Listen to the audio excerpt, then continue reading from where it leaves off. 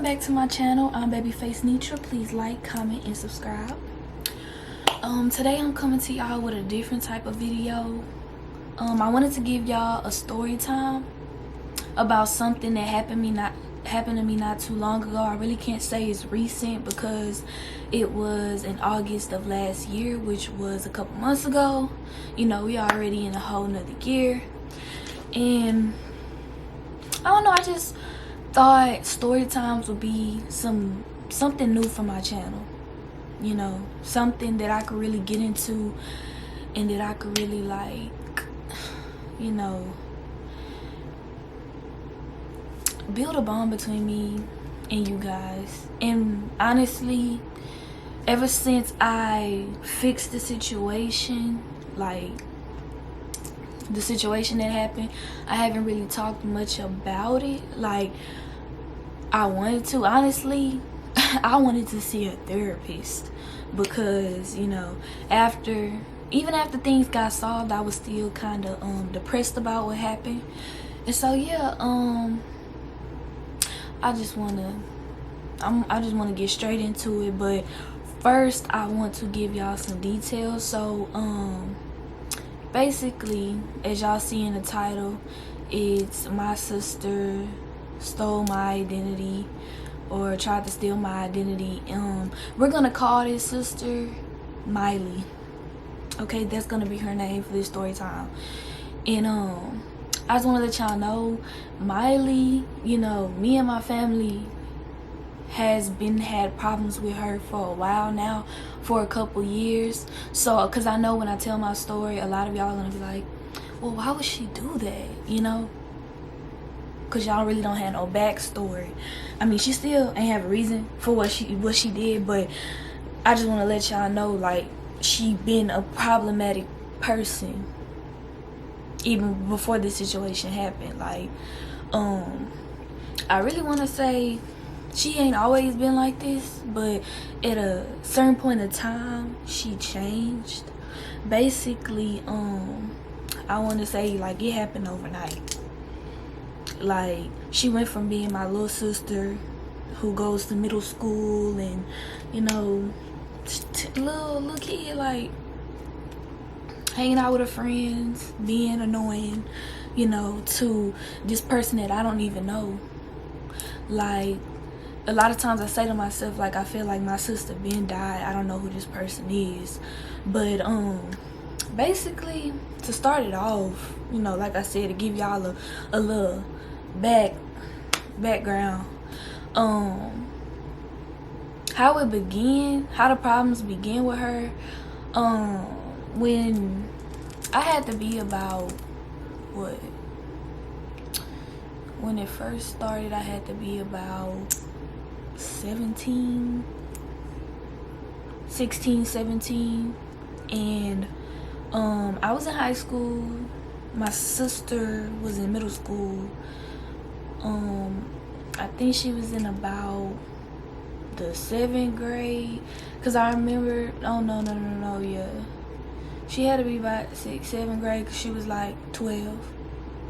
And she used to have this little friend that she would like to go and hang with, and it started to become real consistent. Like, she would be over there all the time. We would barely see her, you know. And my mom was telling her, like, okay, you've been over your friend's house a lot, you know, now it's time to come home. And I remember she used to pick up the biggest fight because she did not want to come home. She wanted to be with her friend. You know, at the time, I didn't know what her and her friend were doing. I wasn't thinking nothing of it. My mom wasn't thinking nothing of it. Just like, you know, she wanted to be with her friend. But, you know, my mom would let her be like, she'll give in and be like, okay, you can go be with her for a little bit more time. But eventually she had to come home. And even when she's been with the girl for like, whole 2 to 3 weeks, when it's time for her to come home, she's very upset. So, you know, she had an attitude, but, you know, we get home, we go throughout our day. I remember her, it was like 8 o'clock at night. I went in the kitchen to get something to drink, and she came up to me and she was like, do I smell good? I guess she had just got out the shower and she had sprayed some perfume on, and I told her, yeah. And I was like, why? And she was like, oh, nothing. And so, you know, I went to sleep. And I wake up and, you know, school was the next day, and I'm the oldest of my siblings, so my mom always gets me to wake them up in the morning for school. So I get up, you know, I'm waking them up. I ain't really all the way there because, you know, I just woke up. But I started to think like, hold on, I'm missing somebody. I didn't wake somebody up. Somebody's not here. So I started to realize Miley wasn't there. Miley wasn't in the house. So I'm going around the house. I'm looking. I'm just trying to make sure again. So finally, when I realize she's not there at all, I go and wake my mom up, and I tell her, and then, you know, everybody up by now, and we all looking for her, and we cannot find her. And that is where it begun. I remember that day like it happened yesterday. She went in the house, couldn't find her, and what happened was she snuck out, and she went back to that same girl's house that my mom told her that she had to come home from. She snuck out and went there, and they, you know, want to be grown asses, went to this house in the girl's neighborhood. And it's a specific house. I know this house because I have friends that live by the little girl, the house she used to go over. And it's a house, group of boys, like nothing but dudes there. You pass by, of course, they cat calling like, hey, come here, you know. And I always ignored them. I walk right by like I do not see them, you know. I've always been like a vibe type of person. I didn't get good vibes from a whole house full of dudes. Like, they come piling out the house, they sitting outside on top of cars and all of that. It's that house that my sister and the little girl went to in the middle of the night when my sister snuck out. They went there and was being grown, you know, doing stuff that they wasn't supposed to have been doing. And so we found out.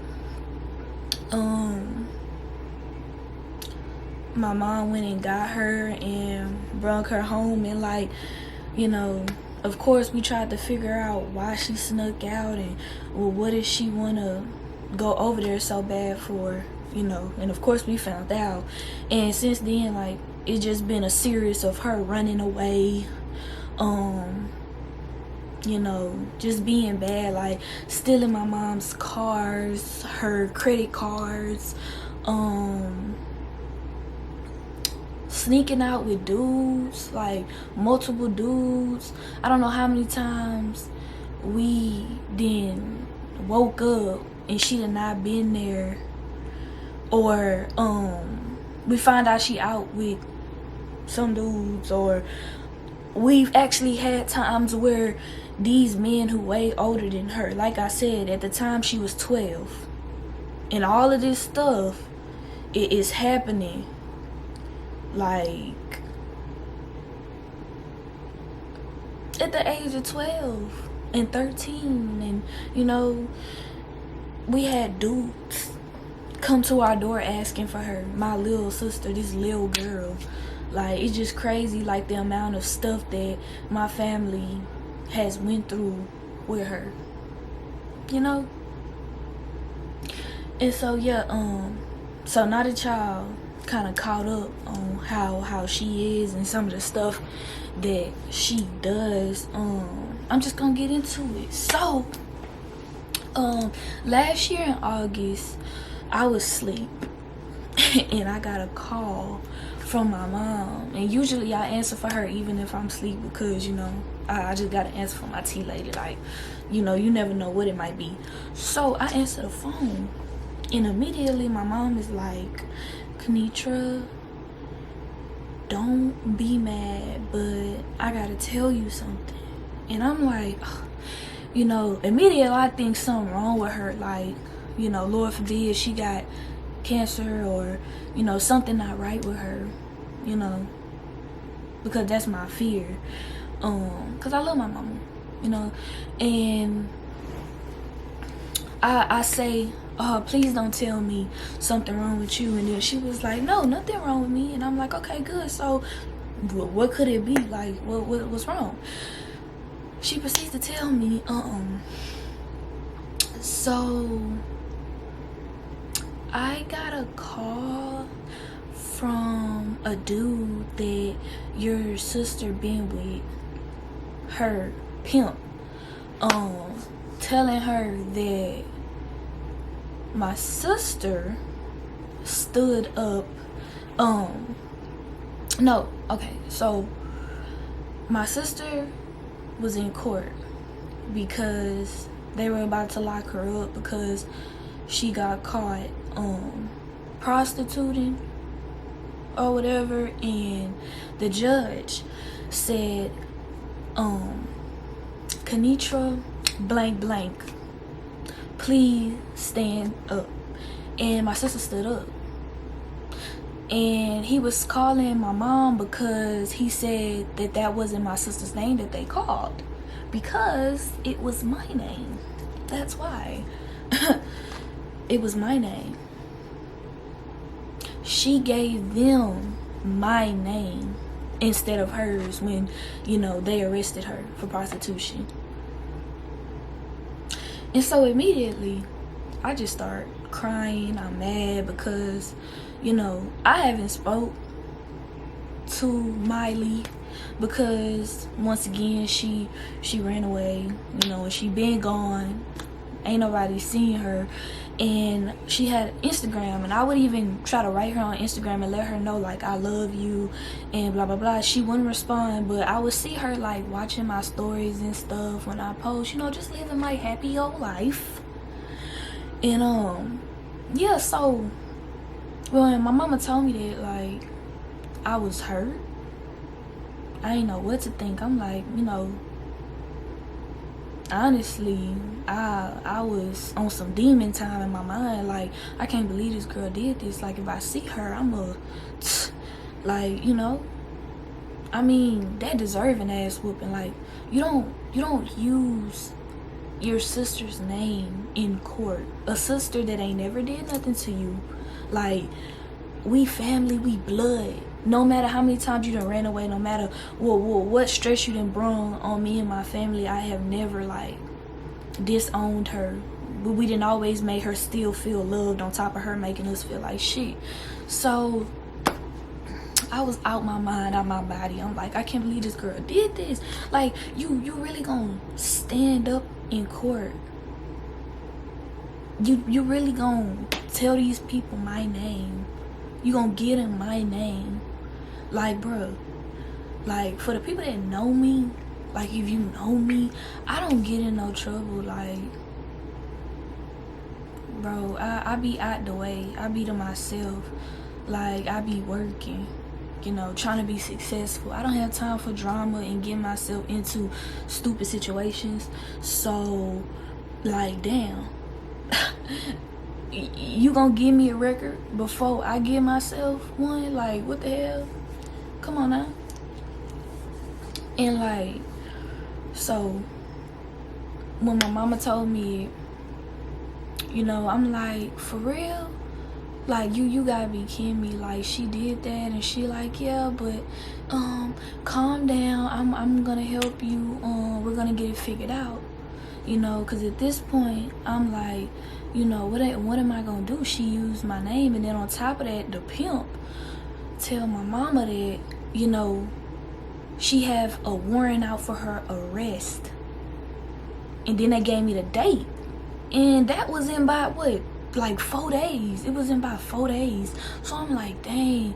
And what's crazy about the situation is that I had planned on going to the jail with my boyfriend to see one of his friends. Like, just imagine I would have went to the jail and I would have gave him, you know, if you've been to the jail to see somebody, you know, you got to give him your ID and stuff like that. I would have gave him my ID and they would have swiftly arrested my ass, and I would have been fighting because, what? I didn't do nothing. Whole time, like, it's just crazy. Whole time I would have been just sitting there like, I don't know who it could be, because I know I ain't do it, you know? And then it's crazy because I could have got other people involved because I know people that do it, you know, associates that do it, that know my name. Some of them I grew up with, went to school with, And you think I'm about to go to jail for any one of y'all for something I ain't do, especially prostitution? I could never. So, you know, I was just stressed out. And then it was a whole point of figuring out what was the next step.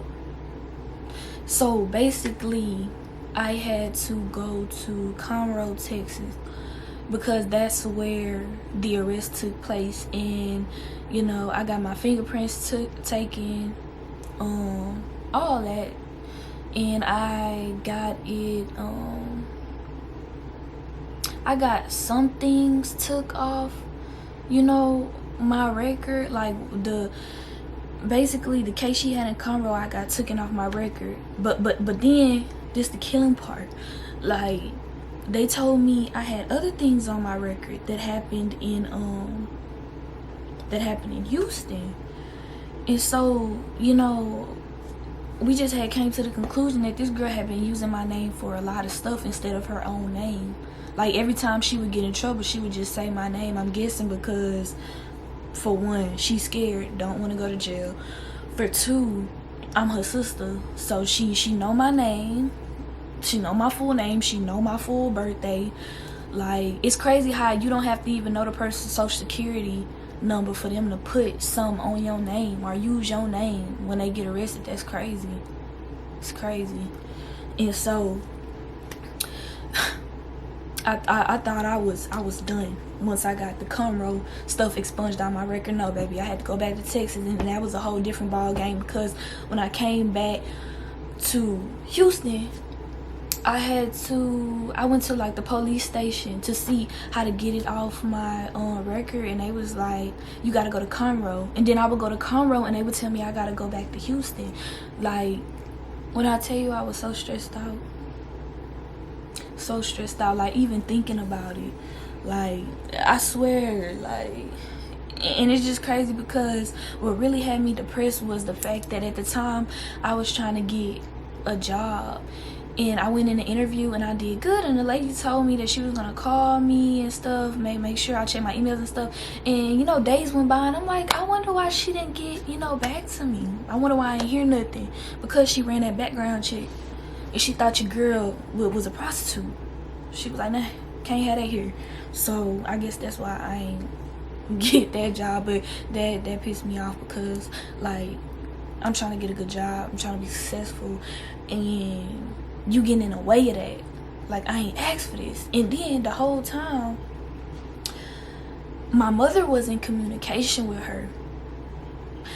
And now one time did, you know, my sister try to reach out to me and tell me that she's sorry, or tell me, you know, to try to make up a reason, you know, and one non-reason gonna make the situation right. But like, she just ain't care. She just ain't even, you know, come to me about nothing, or try to, you know, make it fixed, or try to like, try to fix our relationship. Nothing, you know. So basically I had to do the same thing in Houston. I had to do my fingerprints and stuff, you know. I had to get a lawyer, and you know, to get the thing she did down in Houston off of my record. And you know, that process wasn't too much. And basically after I did that, I was told I was gonna get some something in the mail with my case number and everything, letting me know that, you know, none of the stuff that she did is on my record. And yeah, and like, I don't know, that was a pretty traumatic situation for me, because I ain't never experienced no shit like that. That's the most snake shit that could ever happen to somebody. Like, your sibling using your name to get out of trouble. Like, basically she tried to frame me for something she did.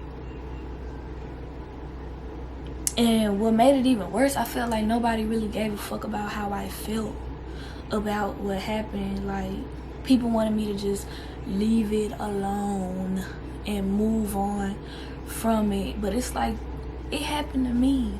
Just because we've been through so much other stuff with her don't mean, you know, I'm just gonna get over this like it's the other stuff. Like, okay, yeah, she done did a lot of stuff to us. No, come on now. That's not something little. That's not something you just gonna get over, you know. And so, yeah, I got it fixed in both Conroe, Houston. I don't have no prostitution on my record, nothing on my record. As far as me and her relationship, well, we don't really got one. I mean, that's my blood and I love her, but I feel like sister is a title, you know. That's a title. We really don't talk. I mean, we had one conversation when my brother passed away. A little bit after that happened, like in October. Yeah, we had a conversation and it didn't go well because, yeah, it just didn't go well. I'm just happy that, you know, God didn't let it happen. God didn't let me go to jail for something somebody else did, for something somebody tried to frame me for. I'm just really blessed and I'm just grateful and I'm thankful. Like, just imagine, I would have been sitting in there like, bruh, I would have just been sitting. Like, I probably would still be in there to this day. To this day. To this day. Okay, for something I didn't even do. So, you know, God wasn't gonna let that happen though. He wouldn't. Like, when I tell you, I felt like if anybody was there for me during that time, it was him. For sure. Getting me through it. Telling me not to stress. Like, and, you know, I forgive her. And I don't wish nothing bad on her. I mean, but we all know how karma works. And then it's like, you know, already said person is not living the best life because, you know, still out here doing things that don't benefit yourself. And it's like, see me, I'm living my life. I'm happy. I have my own business. I am on my way to success, you feel me? And I have no reason to, you know, try to get back at people. I just let God do his thing, okay? Amen. I just let him do his thing. And so, yeah. That was my story time. I hope, you know, y'all found it interesting. You know, I wasn't trying to make it like just no sad story time, you feel me? Because at the end of the day, everything's good now. But I just wanted to, you know, tell y'all about that. Because that was some shit, you feel me? And so, yeah. Thank you so much for watching. Please leave your comments below. You know, if you have anything that you want to tell me below. And yeah, see y'all in my next video. Bye.